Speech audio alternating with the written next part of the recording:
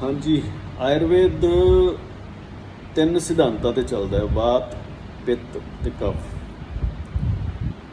ਜਿਹੜੇ ਵੈਦ ਹਕੀਮ ਇਹਨਾਂ ਤਿੰਨਾਂ ਦੋਸ਼ਾਂ ਦੇ ਹਿਸਾਬ ਨਾਲ ਬੰਦੇ ਦੇ ਰੋਗ ਦਾ ਨਿਰਧਾਰਨ ਕਰਕੇ ਦਵਾਈ ਦਿੰਦੇ ਆ, ਉਹੀ ਸੱਚੇ ਵੈਦ ਹਕੀਮ ਜਾਂ ਡਾਕਟਰ ਕਹੇ ਜਾਂਦੇ ਆ। ਤੇ ਜਿਹੜੇ ਬੰਦੇ ਦੀ ਪ੍ਰਕਿਰਤੀ ਵੇਖੇ ਤੋਂ ਬਿਨਾਂ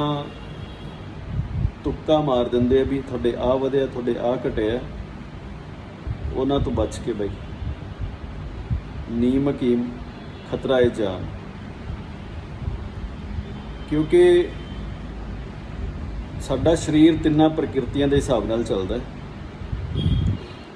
ਤੇ ਜੇ ਇਹਨਾਂ ਨੂੰ ਚੰਗੀ ਤਰ੍ਹਾਂ ਵੇਖ ਕੇ ਉਹਦੇ ਅਕੋਰਡਿੰਗ ਮੈਚ ਕਰਕੇ ਦਵਾਈ ਨਹੀਂ ਦਿੱਤੀ ਗਈ ਤਾਂ ਉਹ ਮਰੀਜ਼ ਨੂੰ ਕਦੇ ਵੀ ਕੰਮ ਨਹੀਂ ਕਰੇਗੀ, ਬਲਕਿ ਖਤਰਨਾਕ ਸਾਬਤ ਹੋ